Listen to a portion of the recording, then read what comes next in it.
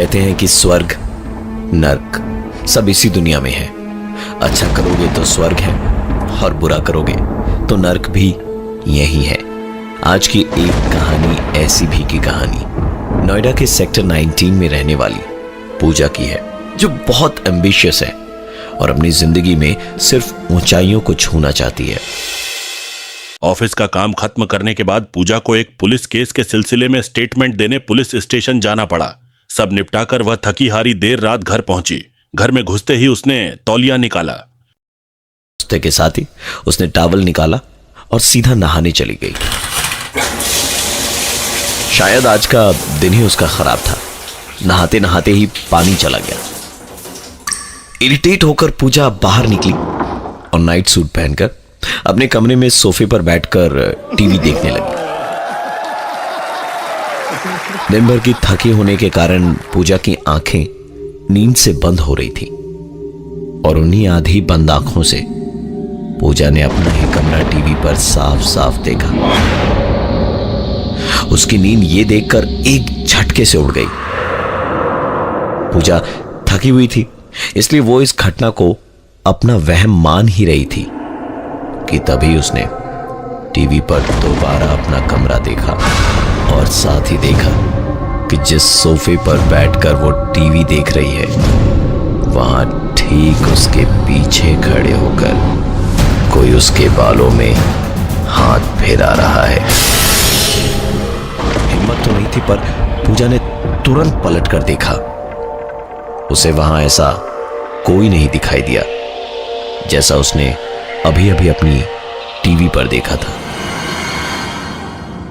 एक तो दिल्ली एनसीआर की सर्दी, ऊपर से माहौल की खामोशी पूजा को डराने के लिए इतना काफी था कि उसके ऊपर से पूजा उस फ्लैट में वहां अकेले रहती थी।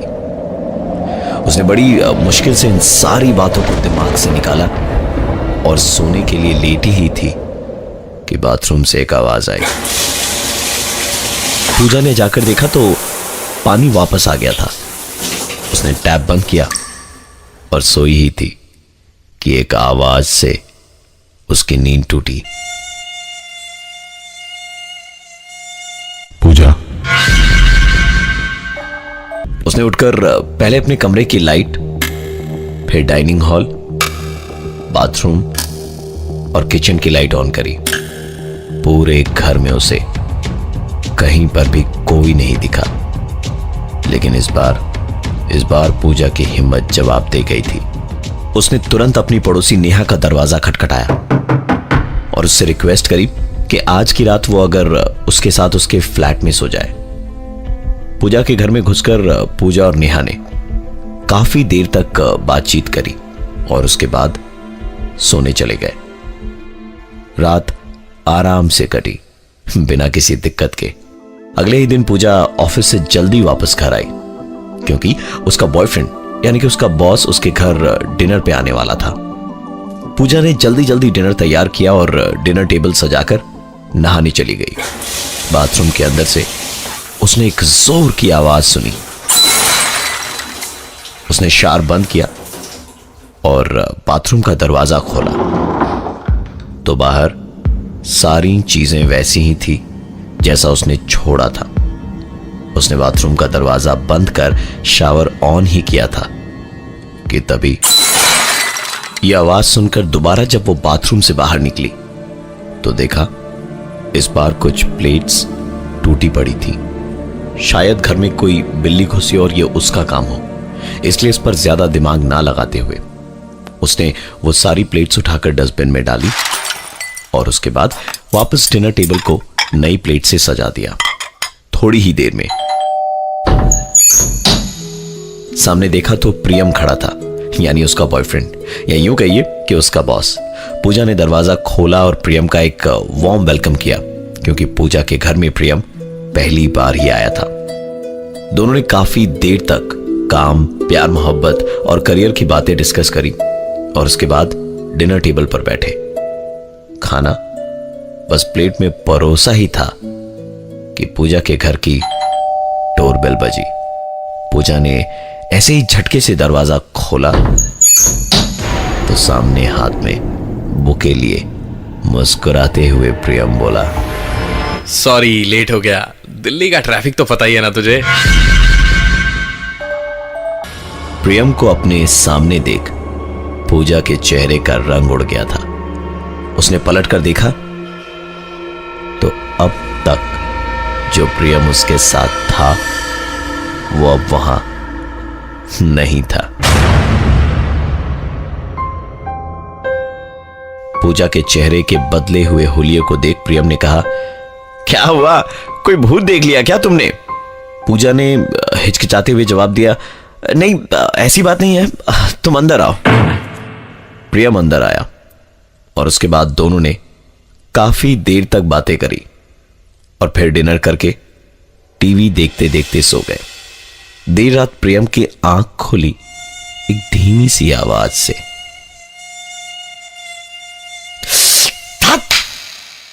प्रियम की आंखों से नींद गायब हो चुकी थी इस मच्छर के कारण जो पिछले आधी घंटे से उसे परेशान कर रहा था। प्रियम उठकर पानी पीने हॉल में गया और फ्रिज का दरवाजा खोला ही था कि हॉल का पंखा अपने आप शुरू हो गया। प्रियम ने नजर उठाई तो देखा पंखा तो चालू ही नहीं है।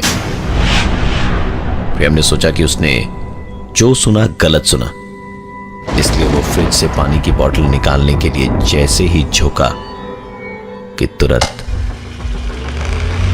उसने नजर उठाई तो आवाज बंद, फिर झुकाई तो आवाज चालू, उठाई तो फिर बंद। प्रियम दौड़ता हुआ कमरे में गया और वहां जाकर उसने जो देखा वो देख उसे अपनी आंखों पर विश्वास नहीं हुआ। पूजा ने अपने कपड़े फाड़ रखे थे और कैंची से अपने बाल काट रही थी। प्रियम ने जब पूजा को रोकने की कोशिश की तो पहले तो पूजा ने प्रियम को जोर से धक्का दिया और उसके तुरंत बाद कमरे में रखे ड्रेसिंग टेबल के आईने पर अपना सर जोर जोर से मारने लगी। उसने 2-3 बार जोर जोर से आईने पर मारा तो आईना चकनाचूर हो गया। पूजा को बुरी तरह चोटें आई थी पर प्रियम न जाने कैसी हालात में था। इतना ज्यादा शौक था कि वो चाह कर भी अपनी जगह से हिल नहीं पा रहा था। उसे बस एक ही आवाज सुनाई देती नजरें झुकाने पर, जो उसके उठाने पर बंद हो जाती। प्रियम ने अपनी पूरी हिम्मत लगाई और अपनी जगह से उठकर पूजा को संभालते हुए जोर से चीखा, क्या कर रही हो तुम, पागल हो गई हो क्या?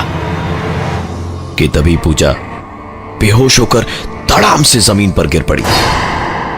प्रियम ने उसे उठाकर बिस्तर पर लिटाया और डॉक्टर को फोन लगाया। फोन कई बार लगाने के बाद भी नहीं लगा, पर जो चीजें कमरे में उसकी आंखों के सामने शुरू हुई वो देखकर प्रियम की हालत और भी ज्यादा खराब हो रही थी। कमरे का टीवी अपने आप शुरू हो गया, पंखा अपने आप चल पड़ा।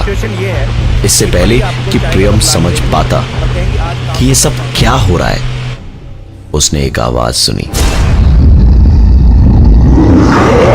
पलट कर देखा तो पूजा जाग चुकी थी और बिस्तर पर बैठी हुई कुछ बोल रही थी।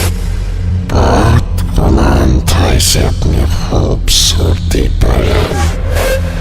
मुझे कहती थी शक्ल दिखी है आईने में, अब खुद की शक्ल देखने में घिन आएगी, घिन। इतना कहने के बाद पूजा फिर से बेहोश हो गई। इन सारे हादसों से हफ्ते भर पहले ही पूजा के एक ऑफिस कलीग ने उसे प्रपोज किया था और पूजा ने उसकी बहुत बेइज्जती करी थी। उसने सबके सामने उसे कहा था, शक्ल देखी अपनी आईने में।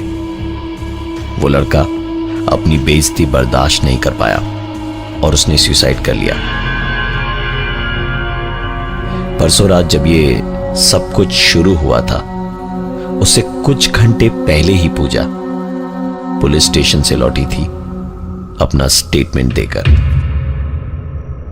आज इस घटना को करीबन 2 साल हो गए।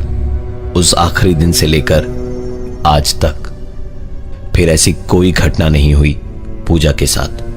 डॉक्टरी इलाज के बाद भी पूजा का चेहरा बुरी तरह से डिफॉर्म था और सच में उसे खुद की शक्ल देखने में घिन आती।